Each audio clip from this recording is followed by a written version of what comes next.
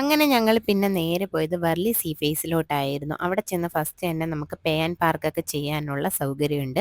അങ്ങനെ വണ്ടിയൊക്കെ pay and park ചെയ്തതിന് ശേഷം നമ്മൾ ടണൽ വഴി മേളിലേക്ക് കയറി. കുറച്ച് സ്റ്റെപ്പുകളും ഉണ്ടായിരുന്നു. അങ്ങനെ കയറി ഒരു സൈഡിൽ നോക്കിയാൽ നമുക്ക് റോഡ് ആണ്. ഒരു സൈഡിലായിട്ട് സൈക്ലിങ്, വാക്കിങ് അങ്ങനെ എല്ലാ കാര്യങ്ങളും ചെയ്യാൻ പറ്റുന്ന ഒരു സൗകര്യം തന്നെ അവിടെ ഉണ്ട്.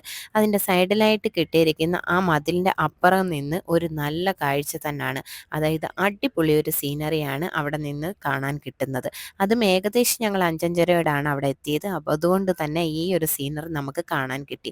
അവിടെ നിന്ന് ആവശ്യത്തിലധികം വീഡിയോസും ഫോട്ടോസും ഒക്കെ ഞങ്ങൾ എടുത്തതിന് ശേഷം പിന്നെ ഞങ്ങൾ നേരെ അവിടെ നിന്ന് ഇറങ്ങി ഞങ്ങൾ പോയത് സീലിംഗിലോട്ടാണ്. വെർലി സീലിംഗിലോട്ടാണ് ഞങ്ങൾ പോയത്.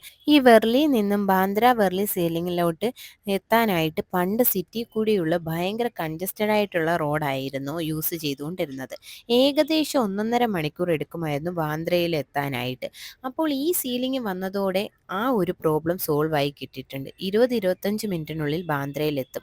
പിന്നെ ആ കൺജസ്റ്റഡ് ആയിട്ടുള്ള റോഡും അവോയ്ഡ് ചെയ്യാൻ പറ്റിയിട്ടുണ്ട്. ഏകദേശം 5.6 കിലോമീറ്റർ നീളമുള്ള ഈ പാലത്തിന്റെ പ്രധാന ഭാഗം സ്റ്റീൽ വയറിൽ തൂക്കിയാണ് നിർത്തിയിട്ടുള്ളത്. ഒരു പക്ഷേ ഇത് ചെറിയ കപ്പലുകൾ ഓരോന്ന് പോകാൻ വേണ്ടിയായിരിക്കും. എന്തായാലും ഈ ഒരു കാഴ്ച അടിപൊളി കാഴ്ച തന്നെയാണ്. കടലിന്റെ മുകളിൽ കൂടെ ആയതുകൊണ്ട് നല്ല കാറ്റും ഉണ്ടായിരുന്നു. ഈ പാലത്തിന്റെ മുകളിൽ വണ്ടി നിർത്താൻ പറ്റില്ല. വണ്ടി നിർത്തിയാലോ പോലീസ് നമ്മളെ പൊക്കും. പിന്നെ ഞങ്ങൾ ഫേമസ് ആയിട്ടുള്ള ഒരു കോൾഡ് കോഫിയൊക്കെ കുടിക്കാനായിട്ട് ഒരു കോഫി ഷോപ്പിലോട്ടാണ് വന്നത്. അവിടെ കഴിക്കാനായിട്ട് പേസ്ട്രിയും ബണ്ണും കാര്യങ്ങളും ഒക്കെ ഉണ്ടായിരുന്നു. വയറ് നിറഞ്ഞിരുന്നുകൊണ്ട് അതൊന്നും വേണ്ടായിരുന്നു. അപ്പോഴാണ് എൻ്റെ കണ്ണിൽ ഈ ഒരു കാര്യം പെട്ടത്. We love to make coffee for the city that loves to drink it. അങ്ങനെ ഞങ്ങളുടെ കോൾഡ് കോഫിയൊക്കെ വന്നു. അങ്ങനെ കോൾഡ് കോഫിയൊക്കെ കുടിച്ചപ്പോൾ പക്ഷേ ആ എഴുതി വെച്ചതിൻ്റെ ആ ഒരു സംഭവമൊന്നും നമുക്ക് തോന്നിയില്ല. അങ്ങനെ ഞങ്ങൾ പിന്നെ നേരെ പോയത് ഒരു ചർച്ചിലോട്ടായിരുന്നു. പക്ഷേ പോകുന്ന വഴിയിൽ ഞങ്ങൾ അൺഎക്സ്പെക്റ്റഡ് ആയിട്ടുള്ള കുറേ കാര്യങ്ങൾ കാണാൻ പറ്റി. പ്ലാനിലൊന്നും ഇല്ലാത്ത കുറേ കാര്യങ്ങളായിരുന്നു. അത് ഭയങ്കര ഒരു നമ്മളെ സർപ്രൈസ് കൂടിയായിരുന്നു.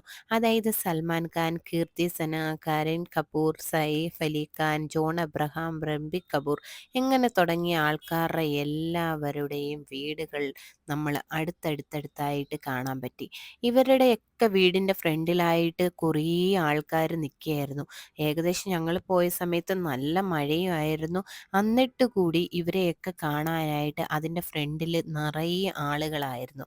അതായത് ഇവർ ഇടയ്ക്കിടയ്ക്ക് ബാൽക്കണിയിൽ വന്നിട്ട് ഇവരെ എല്ലാം കൈയെടുത്ത് ഹായ് കാണിക്കാറുണ്ടെന്നാണ് പറഞ്ഞത്. അത് വെയിറ്റിംഗ് ചെയ്ത ആൾക്കാർ അതിൻ്റെ ഫ്രണ്ടിലുണ്ട്. ഏകദേശം ഇവരുടെ വീടുകളെല്ലാം ഒരു ബീച്ചിൻ്റെ സൈഡിലായിട്ടാണ് കാണുന്നത്.